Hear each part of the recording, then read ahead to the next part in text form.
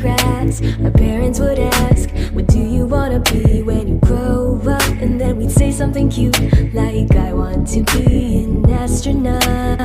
Your time lies and waits for no one. We find ourselves asking, what do I want in life? But there are always things that we love and things that we hate. It's just how it works.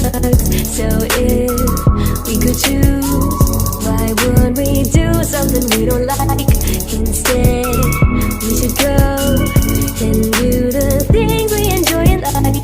'Cause then, when we're old, we can look back and remember that this is how we all found ourselves and move onward.